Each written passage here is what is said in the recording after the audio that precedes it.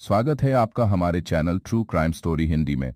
दर्शकों, हम यहां पर रोज क्राइम की सच्ची घटना लेकर आते हैं। आप पहली बार हमारे चैनल पर आए हैं तो कृपया चैनल को सब्सक्राइब जरूर करें। चलिए शुरू करते हैं आज की सच्ची घटना। रेखा 2 बच्चों की मां जरूर बन रही थी, लेकिन अपनी खूबसूरती और शारीरिक कसावट की वजह से वह वास्तविक उम्र से कम की दिखती थी। तभी तो गांव का ही रहने वाला 18 वर्षीय मंजीत उस पर फिदा हो गया था। वह अपनी कार से रोजाना रेखा को उसके ऑफिस छोड़ने जाने लगा। इसी दौरान इस एक तरफा प्यार ने रेखा पर ऐसा खूनी वार किया कि दिन के 9 बजने को आए थे। झज्जर जिले के गांव बहू में रहने वाले रवि की पत्नी रेखा ने जल्दी जल्दी घर के काम निपटा लिए थे और काम पर जाने के लिए तैयार होने लगी थी। उसकी एक नजर दीवार पर टंगी घड़ी पर थी। जैसे ही घड़ी ने 9:15 बजाए, रेखा अपना बैग कंधे पर टांग कर घर से बाहर हो गई। वह लंबे लंबे कदम बढ़ाते हुए घर से कुछ दूर बने बस स्टॉप पर आ गई और बस का इंतजार करने लगी। समय धीरे धीरे आगे बढ़ रहा था। बस उसे दूर दूर तक आती हुई नजर नहीं आ रही थी। रेखा के माथे पर पसीने की बूंदें चमकने लगीं, क्योंकि 10 से ज्यादा का समय हो गया, किंतु बस नदारद थी। इस मुई बस के चक्कर में मुझे रोज ही काम पर पहुंचने में लेट होना पड़ता है, वह झल्लाते हुए बड़बड़ाई। अभी तक उस बस स्टॉप पर रेखा अकेली ही खड़ी थी। कोई दूसरा व्यक्ति वहां नहीं आया था। रेखा की झल्लाहट बढ़ने लगी। आज उस बस का दूर तक कोई अतापता नहीं था, जो रोज 10 बजे तक बस स्टॉप पर आ जाती थी। लगता है आज बस खराब हो गई है। मुझे अब पैदल ही झाड़ली के एनटीपीसी पावर प्लांट तक जाना पड़ेगा, क्योंकि वह उसी प्लांट में नौकरी करती थी। मौसम बड़ा ठंडा है, लेकिन घबराहट में मुझे पसीने छूटने लगे हैं। लगता है किसी दिन मुझे इस बस के चक्कर में काम से हाथ धोना पड़ेगा। सोचते हुए रेखा ने दूर दूर तक सुनसान नजर आ रही उस डामर की सड़क पर कदम बढ़ा दिए। सफर लंबा था। अभी वह थोड़ी ही दूरी पार कर पाई थी कि पीछे से उसे किसी गाड़ी का हॉर्न सुनाई दिया। रेखा ने पीछे मुड़कर देखा। यह एक कार थी जो उसी की साइड पर आ रही थी। रेखा जल्दी से सड़क से नीचे कच्चे राह पर उतर गई। कार तेजी से आकर उसके बराबर में रुक गई। ब्रेक लगने से कार के टायर सड़क पर रगड़ खा गए थे और उसमें से अजीब सी आवाज आई थी। रेखा की ओर की खिड़की खुली और उसमें से एक युवक का सिर बाहर निकला। यह युवक 18-19 साल का युवा ही नजर आता था। आज बस नहीं आई है क्या, जो तुम पैदल ही सफर करने के लिए निकल गई हो? उस युवक ने पूछा। रेखा उसे देखकर उपेक्षा से कंधे झटक कर बोली, बस खराब हो गई होगी। मैं काम पर जाने के लिए लेट हो रही हूं, इसलिए पैदल जाना पड़ रहा है। आओ मेरी कार में बैठ जाओ, मैं तुम्हें तुम्हारे काम पर पहुंचा देता हूं। युवक ने कहा। नहीं, मैं पैदल ही चली जाऊंगी, रेखा ने गंभीरता से कहा और आगे बढ़ गई। मैं तुम्हारे लिए अजनबी हो सकता हूं रेखा, लेकिन मैं तुम्हें अच्छे से जानता हूं। आओ कार में बैठ जाओ। युवक की बात पर रेखा चौंकी। तुम मुझे कैसे जानते हो? मेरा नाम भी तुम्हें मालूम है, युवक ने बताया। मैं बहू गांव में ही रहता हूं, तुम्हारा घर मेरे घर से ज्यादा दूर नहीं है, युवक ने बताया। मैंने तुम्हें कई बार हाट बाजार में देखा है, एक ही गांव का हूं, इसलिए नाम भी जानता हूं। संकोच मत करो, मैं गांव के नाते से तुम्हारी मदद करना चाहता हूं। ज्यादा सोचोगी तो लेट हो जाओगी काम से। रेखा को युवक की बात पर विश्वास करना पड़ा। वैसे भी उसे काम पर पहुंचने में देर हो रही थी। वह कार में बैठ गई। युवक ने उसे अपनी बाईं ओर बिठा लिया था। कार को युवक ने तेजी से आगे बढ़ा दिया। थोड़ी देर तक दोनों मौन रहे। फिर रेखा ने ही मुंह खोला। तुम मेरा नाम जानते हो, लेकिन तुमने अपना नाम नहीं बताया मुझे। मेरा नाम मंजीत है, युवक बोला। क्या करते हो मंजीत? फिलहाल कुछ नहीं, अभी मैंने 12वीं पास की है, सोच रहा हूं कॉलेज में दाखिला ले लूं। अच्छा विचार है, आजकल पढ़ने लिखने से ही अच्छी नौकरी मिलती है। तुम किसी कॉलेज में एडमिशन ले लो। हाँ, मंजीत ने धीरे से कहा और कार की विंडस्क्रीन से बाहर देखने लगा। कुछ ही दूरी पर झाड़ली पावर प्लांट नजर आ रहा था। कार जब वहां पहुंची तो रेखा ने जल्दी से कहा, मंजीत यहीं कार रोक दो, मैं यहीं पर काम करती हूं। मंजीत ने कार एक साइड करके रोक दी। रेखा दरवाजा खोलकर नीचे उतरी और उसने शिष्टाचार दिखाते हुए मंजीत का मुस्कुराकर शुक्रिया किया। फिर अपने काम पर झाड़ली पावर प्लांट की तरफ बढ़ गई। मंजीत कुछ देर तक रेखा को देखता रहा। जब वह आंखों से ओझल हो गई तो उसने कार को घुमा लिया और वापस गांव की ओर लौटने लगा। उसके जहन में रेखा को लेकर तरह के विचार आने लगे थे। रेखा बला की हसीन और भरे पूरे बदन की युवती थी। वह उसके मन को भा गई थी। मंजीत उसे अपने दिल में जगह देने का सपना संजोने लगा। इसके बाद वह अक्सर रोजाना ही अपनी कार से रेखा को बस स्टॉप से एनटीपीसी पावर प्लांट तक छोड़ने जाने लगा। इस तरह दोनों के बीच गहरी दोस्ती हो गई। शाम ढलने को थी। भैंसें चराने वाला चरवाहा अपनी भैंसों को लेकर अब गांव के लिए लौट जाने की तैयारी करने लगा था। उसने पेड़ के सहारे रखा लठ उठाया और उठकर खड़ा हो गया। भैंसें अभी भी खेतों में चर रही थीं।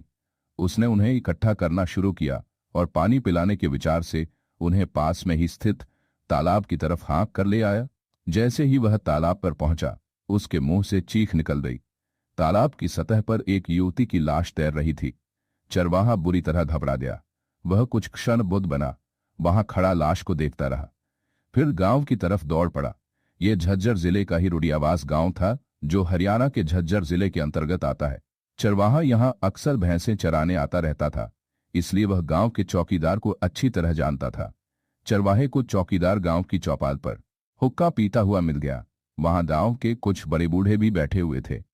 बदहवास हालत में चरवाहे को वहां भागता हुआ आया देखकर चौकीदार उठकर खड़ा हो गया। उसने उसे देखकर हैरानी से पूछा, क्या हुआ? तुम इतने घबराए हुए क्यों हो? चाचा, मैंने तालाब में एक युवती की लाश देखी है, चरवाहे ने हाँफते हुए बताया। लाश? चौकीदार घबरा कर बोला, सुबह तो तालाब में कुछ नहीं था, मैंने अपनी आंखों से देखी है। चरवाहे ने कहा, तुम चलकर देख लो। लाश की बात सुनकर वहां बैठे गांव वाले भी घबरा कर खड़े हो गए। चौकीदार के साथ वह लोग भी तालाब की तरफ चल पड़े। चरवाहा भी उनके पीछे था। कुछ ही देर में वह सब तालाब पर पहुंच गए। वास्तव में तालाब में एक युवती की लाश तैर रही थी। रुडियावास गांव के चौकीदार और गांव वाले बुजुर्गों ने उस युवती की लाश को ध्यान से देखा। वह जवान और सुंदर थी। पेट में पानी चले जाने की वजह से लाश फूलकर पानी के ऊपर तैरने लगी थी। ये गांव की तो नहीं है चौधरी, एक बुजुर्ग बोला। मुझे तो लग रहा है किसी ने इसे मारकर यहां लाकर डाल दिया है। ऐसा ही लग रहा है ताऊ, दूसरा व्यक्ति जो उम्र में इनसे कम लग रहा था अपनी बात कहता हुआ चौकीदार की तरफ घूमा। भाई, तुम पुलिस थाना साल्हावास में इस लाश की खबर दे दो। पुलिस तहकीकात कर लेगी कि यहां यह लाश कैसे आई। चौकीदार ने सिर हिलाया और जेब से मोबाइल निकालकर उसने थाना साल्हावास से संपर्क कर लिया। कुछ देर घंटी बजती रही, फिर किसी ने कॉल अटेंड की। हेलो, मैं थाना साल्हावास से SHO हरीश कुमार बोल रहा हूं। आपको किससे बात करनी है? मैं साल्हावास गांव का चौकीदार बोल रहा हूं साहब। यहां तालाब में एक युवती की लाश तैर रही है। लाश? दूसरी ओर SHO चौंके। लाश तुमने देखी है क्या? हाँ साहब, मैं इस समय तालाब के किनारे पर ही खड़ा हूं। लाश अभी भी तालाब में तैर रही है। चौकीदार ने बताया। तुम वहीं रहो, मैं आधा घंटा में वहां पहुंच रहा हूं, SHO हरीश कुमार बोले। चौकीदार ने मोबाइल स्विच ऑफ किया और मोबाइल को जेब में डाल लिया। अब तक इस लाश की खबर गांव रुडियावास में फैल रही थी। गांव के तमाम लोग वहां लाश देखने के लिए आकर इकट्ठा हो गए। चौकीदार ने सभी को तालाब से दूर खड़े रहने की हिदायत दे दी। सभी लाश को बड़ी हैरानी से देख रहे थे। अभी तक एक भी ऐसा व्यक्ति सामने नहीं आया जो मृतका को पहचानने का दावा करता हो। पुलिस वहां पौना घंटा में पहुंची। सूरज इस बीच पश्चिम दिशा में आ चुका था और अस्त होने जा रहा था। रोशनी घटने लगी थी, लेकिन अभी लाश दूर से भी देखी जा सकती थी। SHO ने उस युवती की लाश को पानी से निकलवाने के बाद उसका बारीकी से निरीक्षण किया। वह युवती गोरे रंग की बेहद खूबसूरत थी। नाकनक्श सांचे में ढले प्रतीत हो रहे थे। मृतका के शरीर पर कहीं भी चोट का निशान नजर नहीं आ रहा था। कपड़े भी सही सलामत दिखाई दे रहे थे। ऐसा नहीं लग रहा था कि किसी ने इसके साथ जोर जबरदस्ती की हो और फिर मारकर फेंक दिया हो। डेड बॉडी पर कहीं भी खरोंच के निशान नहीं थे। SHO ने अनुमान लगाया कि इसका गला दबाकर मारा गया है। यह आपसी रंजिश का मामला नजर आता था। जांच पूरी कर लेने के बाद SHO ने कागजों की खानापूर्ति की और फिर ऊंची आवाज में वहां मौजूद लोगों से पूछा, क्या आप में से कोई इस युवती को पहचानता है? नहीं साहब, कई स्वर एक साथ उभरे। लाश की जामात लाशी में भी कुछ हाथ नहीं आया था। एक प्रकार से उस मृतका की शिनाख्त नहीं हो पाई थी। SHO हरीश कुमार ने मौके की कार्रवाई पूरी कर लाश को पोस्टमार्टम के लिए झज्जर के सरकारी अस्पताल में भिजवा दिया। यहां के काम को पूरा करके उन्होंने चौकीदार से पूछा, तुम्हें इस लाश की जानकारी कैसे मिली थी? ये चरवाहा यहां भैंसें चराने आया हुआ था साहब। इसने ही तालाब में इसकी लाश देखी और मुझे इत्तला देने दौड़ता हुआ गांव रुडियावास पहुंच गया। चौकीदार ने बताते हुए चरवाहे के कंधे पर हाथ रख दिया। तुम यहां भैंसें चराने कब से आते हो? मैं सर्दी में यहां आता हूं साहब। गर्मी में मैं गांव बहू के खेतों में जानवर चरा लेता हूं। मैंने आज शाम को घर जाने से पहले भैंसें इकट्ठी की और इन्हें पानी पिलाने के लिए तालाब पर आया तो उस लाश तैरती देखी थी। दिन भर तुम यहीं थे? आज SHO ने पूछा। जी हाँ, चरवाहे ने बताया, लेकिन मैंने दिन में इधर किसी को भी नहीं देखा है। तुम यहाँ कितने बजे आ गए थे? मैं दोपहर में 1 बजे यहाँ भैंसें लेकर आया था, तब से कोई इधर आया ही नहीं। शायद हत्या कहीं और करके कोई यहाँ लाश फेंकने आया होगा, तो वह 1 बजे से पहले आया होगा। एसएचओ हरीश कुमार ने गंभीर स्वर में कहा, अब तुम अपना नाम पता दरोगा जी को लिखवा दो और चले जाओ। जरूरत पड़ने पर तुम्हें याद कर लिया जाएगा। ठीक है साहब, चरवाहे ने धीरे से कहा, और भैंसे लेकर वह गांव बहू की ओर रवाना हो गया। रुड़ियावास गांव के लोग भी गांव में लौट गए। एसएचओ जीप में सवार हुए और थाने की तरफ रवाना हो गई। हरियाणा के झज्जर जिले के अंतिम छोर पर बसे गांव बहू का रहने वाला रवि 4 मई 2025 को बार बार घड़ी देख रहा था। घड़ी शाम के 7 बजा रही थी। उसकी पत्नी रेखा 6 बजे तक रोज ड्यूटी से लौटकर घर आ जाती थी, लेकिन उस दिन 1 घंटा ऊपर हो गया था। वह काम से घर नहीं लौटी थी। रवि के माथे पर अब चिंता की रेखाएं उभरने लगी थीं। घड़ी ने जब 7:30 बजाए तो वह पत्नी रेखा की तलाश में पैदल ही बस स्टॉप की तरफ बढ़ गया। बस स्टैंड दूर था और अंधेरा भी घिर आया था। रवि जब बस स्टैंड पर पहुंचा तो वहां गहरा सन्नाटा फैला हुआ था। दूर दूर तक कोई इंसान वहां नजर नहीं आ रहा था। रवि परेशान हालत में घर लौट कर आया तो रेखा अभी तक घर नहीं पहुंची थी। कहाँ रह गई यह? 8:30 से ऊपर का समय हो गया। पहले तो वह कभी इतनी देर घर से बाहर नहीं रही। रवि बड़बड़ाया और उसने अपने छोटे भाई को बताया कि रेखा घर नहीं आई है। आज कहीं वह अपने मायके में तो नहीं चली गई है भैया? नवीन, काल्पनिक नाम ने कहा, आप उनके घर फोन करके पूछो, हो सकता है वहीं गई हो। रवि ने मोबाइल निकालकर झज्जर जिले के ही कड़ौधा गांव में रहने वाले रेखा के पापा अजमेर को कॉल लगा दी। रेखा से उसकी शादी 8 साल पहले हुई थी, जिसके 2 बच्चे भी हैं। दूसरी ओर घंटी बजी और फिर कॉल उठा ली गई। हाँ दामाद जी, कैसे फोन कर रहे हो? घर में सब ठीक ठाक है न? अजमेर ने पूछा। सब ठीक है पापा। रवि जल्दी से बोला, क्या रेखा वहां पहुंची है? अभी तक वह काम से नहीं लौटी है। नहीं दामाद जी, रेखा तो यहां नहीं आई। अजमेर के स्वर में परेशानी के भाव थे। रेखा से तुम्हारी कहासुनी हुई थी क्या? नहीं पापा जी, वह सुबह अच्छे मूड में काम पर निकली थी। कहने के बाद रवि ने फोन काट दिया। नवीन, रेखा कड़ौधा में नहीं गई है, उसके पापा ने बताया है। रवि चिंतित स्वर में बोला, तुम अपनी भाभी के काम पर झाड़ली जाकर पता लगाओ। यार दोस्तों से भी कहो वह रेखा को ढूंढे। मुझे तो बहुत घबराहट हो रही है। आप बैठ जाइए, आपकी तबीयत वैसे भी ठीक नहीं रहती है। मैं झाड़ली में पावर प्लांट पर जाकर मालूम करता हूं। 1 से 2 दोस्तों को भी साथ ले जाऊंगा।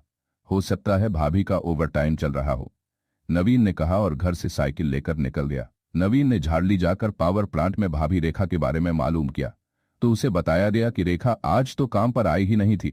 नवीन हैरान रह गया। उसने सुबह भाभी रेखा को बैग कंधे पर टांग कर काम के लिए घर से निकलते देखा था।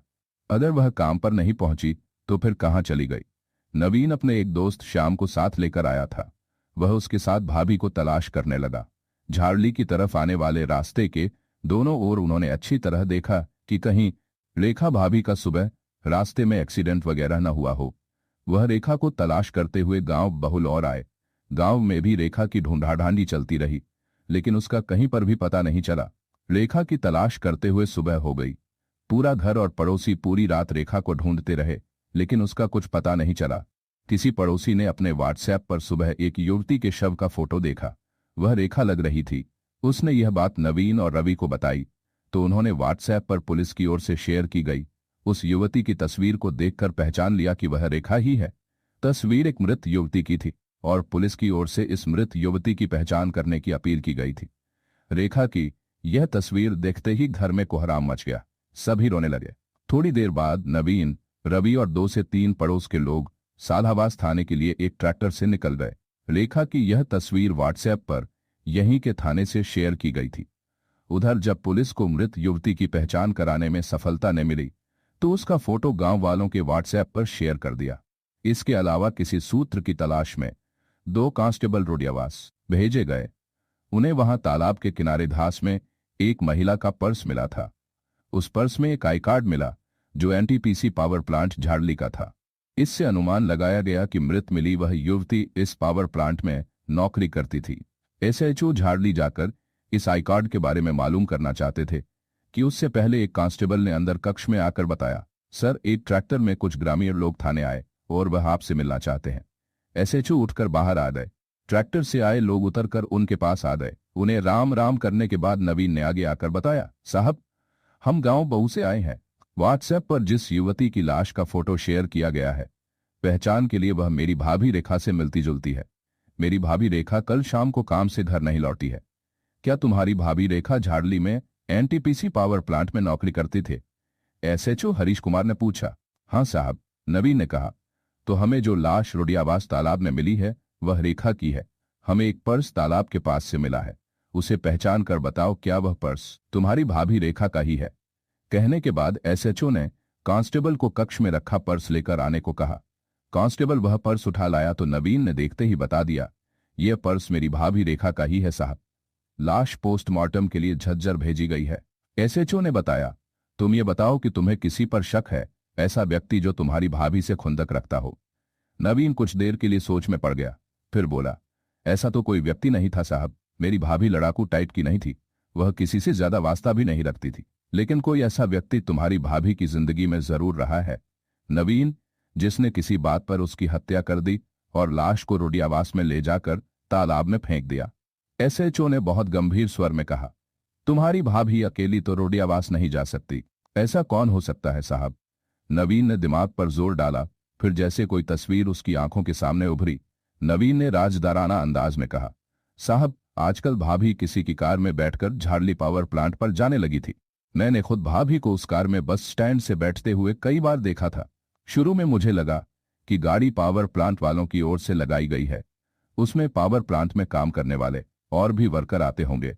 लेकिन बाद में मुझे संदेह हुआ कि कार में सिर्फ भाभी ही बैठती है, दूसरा कोई और नहीं। कार किस रंग की है? रंग को छोड़िए साहब, मैंने उस कार का नंबर दिमाग में बिठा रखा है। मैं इसके विषय में मौका देखकर भाभी से पूछताछ करने वाला था कि यह हादसा हो गया। मुझे कार का नंबर बताओ, एसएचओ ने उत्सुकता से पूछा। नवीन ने कार का नंबर बता दिया, जिसे एसएचओ हरीश कुमार ने डायरी में नोट कर लिया। फिर उन्होंने एक कांस्टेबल के साथ इन लोगों को झज्जर के सरकारी हॉस्पिटल जाने के लिए भेज दिया और केस डायरी में अज्ञात के खिलाफ रेखा की हत्या का मामला दफा दर्ज कर लिया। एसएचओ ने एसआई को बुलाकर उसे नवीन द्वारा नोट कराए कार का नंबर देकर कहा कि वह मालूम करें कि यह कार किसके नाम से रजिस्टर्ड है। एसआई ने 1 घंटे में ही उस कार के नंबर से उसके मालिक का नाम पता मालूम कर लिया और एसएचओ को जानकारी दे दी। यह कार गांव बहू के एक व्यक्ति के नाम रजिस्टर थी, जिसका नाम जयपाल काल्पनिक था। गांव बहू का नाम सुनकर एसएचओ हरीश कुमार बुरी तरह से चौंके। रेखा भी तो गांव बहू की ही थी। एसएचओ तुरंत 4 कांस्टेबल साथ लेकर उस व्यक्ति से मिलने गांव बहू के लिए चल पड़े, जिसके नाम से कार का रजिस्ट्रेशन था। वह व्यक्ति गांव बहू में अपने घर पर ही मिल गया। पूछताछ करने पर उसने कहा, साहब यह कार मेरे ही नाम से है, लेकिन मैंने यह अपने भांजे मंजीत को दे रखी है। मेरी बहन आजकल बीमार रहती है। मेरे जीजा का 2021 में रोड एक्सीडेंट हो गया था। उनके बाद अपनी बहन के घर की मैं ही देखभाल करता हूं। कार मैंने इसलिए दी कि मंजीत अपनी मम्मी को इलाज के लिए अस्पताल ले जाए और लेकर आए। क्या कुछ एक्सीडेंट कर दिया मंजीत ने? नहीं, बात कुछ और है। तुम हमें अपनी बहन के घर ले चलो, हमें मंजीत से कुछ पूछताछ करनी है, एसएचओ ने कहा। जयपाल एसएचओ को अपनी बहन के घर ले गया। यहां मंजीत के बारे में पूछने पर मालूम हुआ कि वह कल से कहीं गया हुआ है, कार घर पर खड़ी कर गया है। एसएचओ का शक मंजीत पर गहरा हो गया। उन्होंने मंजीत का फोटो मंजीत की मम्मी से मांगा और उसे लेकर थाने लौट आए। उन्होंने मंजीत का फोटो मुखबिरों को दिखाकर उन्हें मंजीत की टोह लेने के काम पर लगा दिया। मुखबिर अपने काम में लग गए। एसएचओ खुद मंजीत के मिलने वाली संभावित स्थानों पर दबिश देने लगे। काफी भागदौड़ करने के बाद मंजीत 10 मई 2025 को एक मुखबिर की कॉल आने के बाद पकड़ लिया गया। उसे थाना साल्हावास लाया गया। वह अभी 18 वर्ष का युवा था। वह काफी डरा हुआ था। उससे कड़ी पूछताछ शुरू की गई तो उसने रेखा की हत्या करने की बात स्वीकार कर ली। तुमने रेखा की हत्या क्यों की? एसएचओ हरीश कुमार ने पूछा। सर, ये सुनने से पहले आप मेरे प्रेम की दास्तान सुन ले, आपको मालूम हो जाएगा मुझे रेखा की हत्या क्यों करनी पड़ी। मंजीत ने गंभीर स्वर में कहा और बगैर इजाजत मिले वह अपनी प्रेम कहानी के पन्ने खोलने लगा। सर, मैं गांव बहू का रहने वाला हूं। रेखा भी इसी गांव की थी। मैंने उसे कई बार देखा था। उसका पति शराबी और कामचोर था, इसलिए रेखा ने घर चलाने के लिए झाड़ली पावर प्लांट में साफ सफाई का काम पकड़ लिया था। वह रोज बस से झाड़ ली जाती थी। एक दिन वह मुझे गांव के बाहर बस स्टॉप पर परेशान हालत में मिली थी। उस दिन बस खराब थी, आई नहीं थी। मंजीत ने आगे बताया, मैंने रेखा को कार में लिफ्ट देनी चाहिए। काफी नानुकुर के बाद वह मेरी कार में बैठी। मैं उसे झाड़ली छोड़कर आया। उस दिन के बाद से मैं हर रोज रेखा को उसके काम पर छोड़ने जाने लगा। साथ मिला तो मेरे दिल में रेखा के लिए प्यार का अंकुर फूट गया। मैं रेखा को चाहने लगा, उसका ख्याल रखने लगा। मुझे अपने पापा रामपाल के एक्सीडेंट क्लेम का रुपया मिलता था। मेरे मामा हरपाल भी मदद करते थे। मैं उन पैसों में से रेखा को गिफ्ट वगैरह देने लगा तो धीरे धीरे रेखा भी मेरी तरफ झुक गई। हम दोनों प्यार करने लगे। मंजीत कुछ देर के लिए रुका, फिर सांसें दुरुस्त करके आगे बताने लगा, सर, रेखा को मैं सच्चा प्यार करने लगा था। वह 2 बच्चों की मां जरूर थी, लेकिन लगती नहीं थी। मैं रेखा को अपने बनाने का ख्वाब सजाने लगा था कि एक दिन यानी 4 मई 2025 को मैंने रेखा को अपनी कार में बस स्टॉप से बिठाया तो वह काफी खुश थी। मैंने उससे खुशी का कारण पूछा तो उसने कुछ नहीं बताया। कार चलाते हुए मैंने यूं ही रेखा का मोबाइल हाथ में ले लिया और उसे ऑन किया तो उसमें किसी के साथ रेखा की चैटिंग देखकर चौंक पड़ा। मैंने रेखा से पूछा कि वह किसके साथ चैटिंग कर रही थी। रेखा ने मुझे जवाब नहीं दिया। मैंने कहा, तुम मेरे सामने उस युवक को कॉल लगाकर बात करो, लेकिन रेखा ने यह कहकर बात समाप्त करनी चाहिए कि वह उस युवक से मिलकर कॉल आदि करने के लिए मना कर देगी।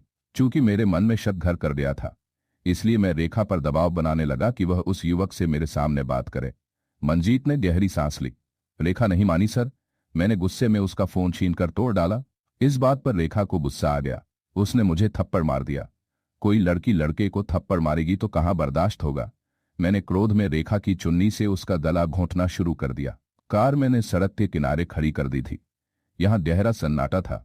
मैंने क्रोध में रेखा का गला इतनी जोर से दबाया कि उसकी सांसें थम गईं। वह मर गई तो मैं बुरी तरह घबरा गया। मेरी समझ में नहीं आया कि मैं क्या करूं। मैं काफी देर तक बेमतलब कार को सड़क पर दौड़ाता रहा। फिर मैं रोडी आवास की ओर चला गया। वहां एक तालाब मुझे दिखाई दिया। यहां सन्नाटा था। मैंने रेखा की लाश उस तालाब में फेंक दी और उसका बैग झाड़ियों में डालकर वापस गांव बहू आ गया। यहां घर पर मैंने कार खड़ी की और राजस्थान भाग गया। 1 हफ्ते बाद मैं गांव की तरफ लौटते वक्त मुखबिर द्वारा पहचान लिया गया और मुझे पकड़ लिया गया। मैं रेखा की हत्या का गुनाह कबूल करता हूं। चूंकि मंजीत ने गुनाह कबूल कर लिया था और रेखा की पोस्टमार्टम रिपोर्ट में भी यह स्पष्ट हो गया था कि उसकी मौत गला घुटने से हुई है, एसएचओ हरीश कुमार ने दोबारा मंजीत को न्यायालय में पेश किया, जहां से उसे जेल भेज दिया गया। पुलिस ने मंजीत की कार, रेखा का बैग और मोबाइल जो टूटी दशा में था, जब्त कर लिया। रेखा की लाश उसके फैमिली वालों को सौंप दी। वह लोग रेखा का अंतिम क्रियाकर्म करने में व्यस्त हो गए। अपने से कम उम्र के लड़के की ओर रेखा ने झुककर अपना विवेक, पति और बच्चे खोए और भरी जवानी में ही वह प्रेमी के हाथों अपना जीवन गंवा बैठी। मिलते हैं दर्शकों एक और सच्ची कहानी लेकर। तब तक अपना ख्याल रखें और जुर्म के खिलाफ लड़ने की मुहिम में हमारा साथ देने के लिए कृपया चैनल को सब्सक्राइब और वीडियो को लाइक जरूर करें। जय हिंद।